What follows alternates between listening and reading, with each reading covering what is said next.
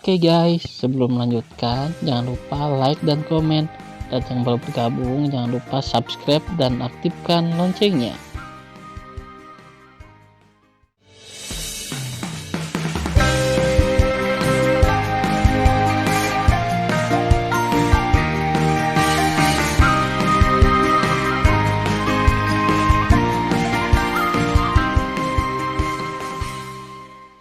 Episode 21. Melanjutkan cerita sebelumnya. Tan Yun merasa menyalahkan diri sendiri setiap kali dia memikirkan Changsun Xuanqi, jadi dia sangat ingin menemukan cairan leluhur dari ingatan jiwa sesegera mungkin. Mengingat cairan jiwa dewa sangat jarang, dan itu hanya tersedia di domain Dewa Dongsu. Tan Yun telah memutuskan bahwa perjalanan ke domain Dewa Dongsu ini harus menemukan cairan memulihkan ingatan akan kehidupan pertamanya. Apakah semuanya sudah diatur? Yu Yunxi bertanya ketika Tan Yun melangkah ke lobi di lantai pertama pavilion. Iya, sudah diatur, Fu Chahen telah dibunuh olehku. Tan Yun berkata, ini hanyalah langkah pertama untuk membuat ayam dan anjing sekte Dongsu gelisah, dan kemudian, inilah saatnya untuk balas dendam yang sesungguhnya. Ayo kembali ke sekte Dongsu. Tan Yun dan Yu Yunxi meninggalkan gerbang kota Dongsu Senhu, melemparkan mata Dewa Hongmeng mereka, dan berturut-turut mengendalikan semua murid yang menjaga pavilion dan gerbang kota, membuat mereka lupa bahwa Fu Chahen datang ke Dongsu Senhu. Setelah itu, Tan Yun dan Yu Yunxi menuju sekte Dongsu. Di sebelah timur Dongsu Senhu adalah pegunungan Dongsu yang luas dan megah. Di langit jauh pegunungan Dongsu, ada puncak megah yang menggantung, Dongsu Sensan. Sebuah monumen besar dengan ketinggian 1 juta kaki berdiri di puncak Gunung Suci Dongsu. 7 karakter raksasa, sekte pertama wilayah Dewa Dongsu, terukir di monumen tersebut. Tempat ini jelas merupakan gerbang sekte Dongsu. Berdengung. Kekosongan itu seperti riak air, Tan Yun dan Yu Yunxi, yang telah mengubah penampilan mereka, meluncur keluar dari gerbang gunung. Para murid mengetuk tetua sekte dalam dan tetua kedua. 20 murid luar, segera menundukkan kepala, dengan hormat. Bangun, Tan Yun meminta para murid untuk berdiri, menawarkan token dari tetua agung sekte dalam. Seberkas cahaya ditembakkan dari token, dan sebuah pintu raksasa tergantung di lautan awan. Segera, pintu raksasa setinggi 1 juta kaki terbuka, bergumam. Kemudian Tan Yun dan Yu Yunxi terbang ke sekte dan memasuki halaman sekte Dongsu dengan tatapan penuh hormat dari para murid. Halaman Dongsu yang padat sangat luas dan tak terbatas, dan roh langit dan bumi serta roh leluhurnya sangat kaya, dan pemandangannya sangat menyenangkan. Menurut ingatan Cheng Kun dan Fang Yuan, Tan Yun dan keduanya membutuhkan waktu 1 hari untuk terbang di udara, dan setelah terbang melalui gerbang luar, mereka tiba di gerbang dalam dengan 50 miliar murid. Untuk waktu yang lama, meskipun Cheng Kun adalah sesepuh agung dari sekte dalam, karena intimidasi dan ketakutan akan kesulitan, tata letak istana tempat dia dan istrinya Fang Yuan. Gunung Kunsan yang subur adalah tempat tinggal suami dan istri. Setelah Tan Yun dan 2 orang jatuh di puncak Gunung Kunsen, 10 murid batin di luar kuil Kunsen membungkuk dengan hormat dan berkata, para murid telah melihat Penatua Agung dan Penatua kedua. Dari ingatannya, Tan Yun mengetahui bahwa 10 murid ini adalah orang kepercayaan Cheng Kun dan Fang Yuan, dan mereka juga merupakan 100 teratas dari 50 miliar murid pintu dalam. Terutama murid terkemuka, Long Yue, yang menempati urutan pertama dalam kekuatan di pintu dalam. Tidak ada hadiahnya, kata Tan Yun. Long Yue melangkah maju, khawatir, Tuan, apa yang terjadi dengan rambutmu? Gurumu dan aku pergi berburu binatang buas di lautan iblis. Kami menghadapi bahaya, akibatnya, kami terluka parah. Ranah kami turun tajam, dan rambut kami menjadi abu-abu. Tan Yun selesai berbicara, dan melihat ekspresi Long Yue tapi berhenti. Bicaralah terus terang. Itu Master, Long Yue berkata dengan ekspresi serius, 7 hari yang lalu, tetua ketiga datang ke sini dengan agresif karena alasan yang tidak diketahui. Tan Yun tahu bahwa sesepuh ketiga Han Cheng Xuan sering menyusahkan Cheng Kun. Adapun untuk datang 7 hari yang lalu, tentu saja tidak.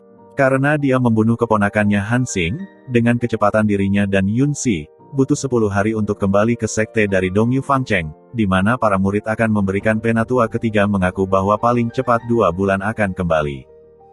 Iya, aku tahu untuk guruku, jangan pedulikan itu. Tan Yun berkata, jadi mari kita istirahat dulu. Setelah itu, Tan Yun dan Yu Yunsi memasuki kuil Kun dan sampai di ruang lantai 2. Tan Yun, apa yang harus kita lakukan sekarang? Yu Yunsi bertanya. Tan Yun memandang Yunsi, malam ini, aku akan menyembunyikan kepala Fu Chahen di Gunung Harta Tetua ketiga. Kita semua harus menunggu lebih dari sebulan. Han Chengxuan mengetahui bahwa keponakan kita dibunuh oleh kita, biarkan dia menemukan pintu untuk mati. Ide bagus. Setelah Yu Yunsi setuju, mengerutkan kening dan berkata, Fu Chahen dibunuh olehmu 3 hari yang lalu. Mengapa tidak ada berita tentang Sekte Dongsu sekarang? Apakah tidak ada yang menemukan bahwa lampu kehidupan Fu Chahen telah padam? Yah, hanya ini yang mungkin. Tan Yun berkata sambil tersenyum, setelah Fu Chashu mengetahui bahwa Fu Chahen sudah mati, pertunjukan yang bagus akan dimulai. Malam adalah malam. Warnanya hitam seperti tinta. Tan Yun melangkah keluar dari kuil Kun, dan di mata penuh hormat dari 10 murid, itu berubah menjadi seberkas cahaya dan menghilang ke dalam malam. 2 jam kemudian, malam semakin gelap. Tan Yun, yang menggunakan teknik tembus pandang, diam-diam tiba di puncak Jubaoshan tempat sesepuh ketiga Han Chengxuan tinggal. Di puncak Gunung Jubao, ada 2 istana megah. Salah satunya adalah istana tetua ketiga, tempat tinggal Han Chengxuan, dan yang lainnya adalah istana Jubao, yang merupakan aula utama gerbang dalam Sekte Dongsu. Melihat ke aula Jubao, mata Tan Yun menunjukkan cahaya hijau redup seperti serigala lapar. Dalam setengah tahun, semua kekayaan di dalamnya adalah milikku. Setelah mengambil keputusan, Tan Yun diam-diam mengorbankan pedang dewa dan datang ke belakang aula tetua ketiga. Setelah dengan hati-hati menggali lubang, dia mengubur kotak berisi kepala Fu Chahen di dalam lubang. Setelah melakukan semuanya, sebelum fajar, Tan Yun kembali ke Kun Sensan. Keesokan harinya, senja. Sekte Dongsu bercita-cita ke puncak Gunung Suci. Lu Hong membangun sebuah kuil yang penuh warna. Nama kuil warna-warni tersebut adalah Wending Hall, yang merupakan kediaman Patriark Fu Chashu. Wow! Seorang lelaki tua berambut abu-abu terbang keluar Wending Hall dengan panik. Nama lelaki tua itu mengatakan, Xiang Yu adalah tetua yang bertanggung jawab untuk menjaga kuil lampu kehidupan. Bawahan Xiang Yu, jika kamu memiliki sesuatu yang penting, tolong temui Tuan. Xiang Yu berkeringat deras. Masuk. Suara tenang Fu Chashu datang dari Wending Hall. Itu Master Sekte. Xiang Yu membungkuk ke aula utama, dan dengan gemetar berkata kepada pria parubaya yang mengenakan jubah warna-warni, Master Sekte, hal besar itu tidak baik, Tuan Muda 16. Hei, ada apa dengan Hener? Fu Chashu menjadi gelisah. Master Sekte, lampu kehidupan Tuan Muda 16 mati. Xiang Yu berkata dengan getir. Apa yang kamu bicarakan? Di kursi, Fu Chashu tiba-tiba bangkit, matanya menunjukkan kesedihan dan kemarahan. Meskipun Fu Chashu tidak menghargai Fu Chahen, bagaimanapun juga Fu Chahen adalah putranya, dan dia masih patah hati ketika mengetahui bahwa putranya telah meninggal. Selain itu adalah kemarahan yang tak ada habisnya. Saya sangat marah. Fu Chashu meraung, siapa yang lancang, bahkan putra Tuan berani membunuh. Xiang Yu, bawakan aku semua murid di aula Tuan Muda ke-16. Xiang Yu dengan hormat berkata, kembali ke Master Sekte, bawahan telah mengirim seseorang untuk membawa para murid dekat dengan Tuan Muda ke-16, dan waktunya akan segera tiba. Begitu kata-kata Xiang Yu jatuh, suara seorang murid datang dari luar aula. Setelah menerima perintah Fu Chashu, puluhan murid jenius masuk ke aula dengan hormat. Fu Chashu mengetahui dari selusin murid bahwa mereka belum pernah melihat Fu Chahen selama ini. Oleh karena itu, Fu Chashu memerintahkan 300 miliar murid sekte dan pejabat tingkat tinggi untuk menemukan mayat Fu Chahen. Pada saat yang sama, jika ada yang memberikan berita tentang pembunuh Fu Chahen, dia pasti akan diberi hadiah. Pada saat yang sama, Fu Chashu berkata bahwa jika pembunuhnya tertangkap, pembunuh dan keluarga pembunuh akan dihancurkan dengan segala cara. Dalam sekejap mata, 3 hari kemudian. Dalam 3 hari, kematian Tuan Muda ke-16 Fu Chahen benar-benar mengguncang seluruh Dongsu Shenzong. Terutama Tuan Muda dan Tuan Muda kedua hingga ke-15 diselidiki secara pribadi oleh Fu Chashu. Dalam hati Fu Chashu, dia benar-benar tidak percaya, melihat seluruh wilayah ilahi Dongzu, selain 15 putranya yang lain, ada orang yang berani membunuh Fu Chahen. Tidak masuk akal jika Fu Chashu berpikir demikian, karena Shenzong Dongzu tidak jauh berbeda dengan keluarga kerajaan. Demi kepentingan keluarga kerajaan, yang dapat naik tahta dan saling membunuh di masa depan, putra Shenzong Dongzu tidak dapat lepas dari kepentingan ini. Singkirkan saudara-saudara. Namun, setelah diselidiki, Fu Chashu hampir yakin bahwa itu bukanlah perbuatan 15 putranya yang lain. Masalahnya telah menemui jalan buntu, dan pembunuhnya tidak dapat ditemukan untuk saat ini. Yang membuat Fu Chashu kesal adalah pembunuhnya belum ditemukan, tetapi seluruh sekte telah menggeledah hampir seluruh sekte, dan jenazah putranya tidak ditemukan. Ketika Fu Chashu sangat tertekan, Dongzu Senhu mendengar berita yang menggembirakan. Beritanya adalah Shen Subing setuju untuk menikahi dirinya sendiri dalam waktu setengah tahun. Satu-satunya syarat adalah dalam waktu 6 bulan, Shen Subing tidak ingin anak-anaknya mengganggu dia dan saudara perempuannya. Tiba-tiba, Fu Chashu mengira bahwa putranya yang ke-16 Fu Chahen selalu rakus akan kecantikan, apakah dia lari ke Dongzu Senhu untuk menganiaya mereka, dan dimanfaatkan untuk membunuhnya. Ketika ide ini keluar, Fu Chashu segera memerintahkan agar semua murid yang menjaga danau Dongzu Senhu dipindahkan kembali ke sekte tersebut, dan ratusan murid Jinmen dari Dao Senjing Dzogchen diatur ulang untuk menjaga danau Dongzu Senhu. Murid Dongzu Shenzong dibagi menjadi gerbang luar, gerbang dalam, gerbang elit, gerbang inti, gerbang jenius, dan gerbang emas. Tidak diragukan lagi bahwa murid emas adalah murid emas Dongzu Shenzong. Setelah memanggil kembali para murid yang menjaga Dongzu Senhu, Fu Chashu membenarkan bahwa Fu Chahen belum pernah ke Dongzu Senhu. Akibatnya, penyelidikan terhadap si pembunuh kembali menemui jalan buntu. Setelah pertempuran berubah menjadi bintang, lebih dari sebulan berlalu dalam sekejap mata. Saat ini, 2 bulan telah berlalu sejak kematian Fu Chahen. Pintu dalam, Kun Sensan, Ku Il Kun. Tan Yun mengerutkan kening, mondar-mandir di dalam ruangan. Tan Yun, ada apa? Yu Yun Si bertanya. Tan Yun dengan serius berkata, sudah waktunya menambahkan bahan bakar ke api lagi. Masukkan bahan bakar ke api. Yu Yun bingung. Iya, mata Tan Yun berkedip, dan berkata, Yun Si, menghitung waktu, kisah saya membunuh Han Xing di Dongzu Fangcheng harus diteruskan ke tetua ketiga. Begitu tetua ketiga belajar, dia akan datang kepadaku. Jika aku membunuhnya saat itu, bahkan jika saudara Fang Yuan membantu kita, itu tidak mungkin terjadi tanpa kecelakaan. Jadi, Tan Yun berkata dengan mata muram, jadi, aku ingin membunuh putra Fu Chashu yang lain, dan dia adalah putra yang dihormati. Dengan cara ini, Fu Chashu akan benar-benar marah, dan kemudian kami akan meningkatkan upaya kami untuk menemukan pembunuhnya. Pada saat ini, kami akan bertindak secara kebetulan dan menggali kepala Fu Chahen yang terkubur di belakang aula tetua ketiga.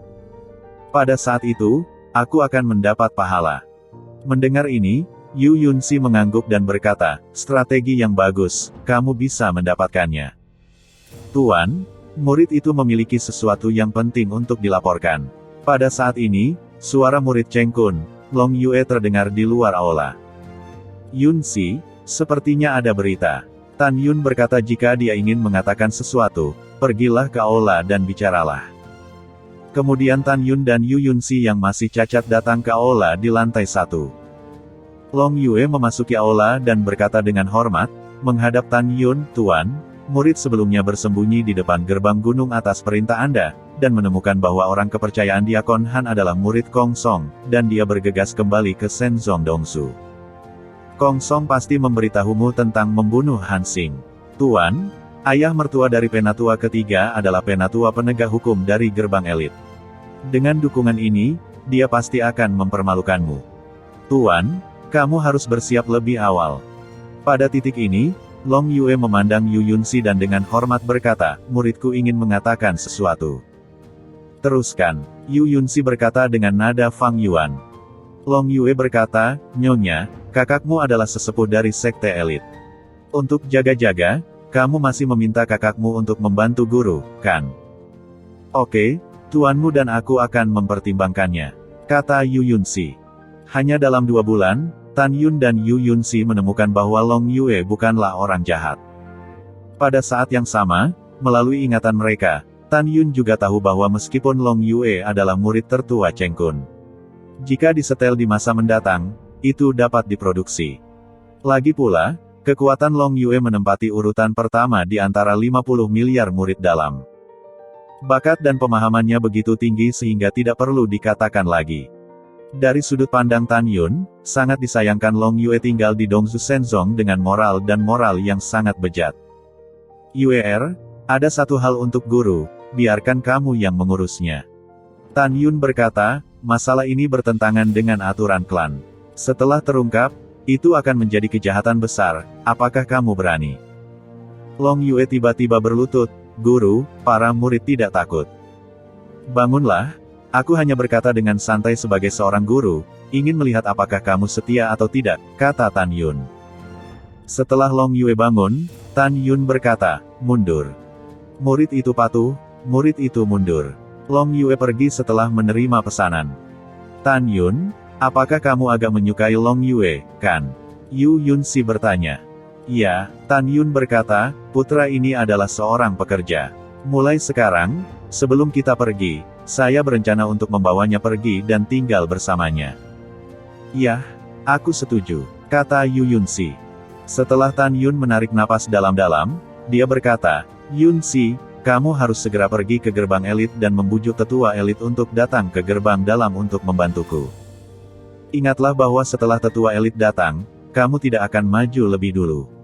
Jika aku membunuh tetua ketiga, ketika tetua elit penegak hukum maju, maka keluarlah untuk membantuku. Yu Yunxi berkata dengan tegas, identitas saya saat ini adalah Fang Yuan. Dari sudut pandang saya, dia pasti akan membantu Anda. Saya pergi.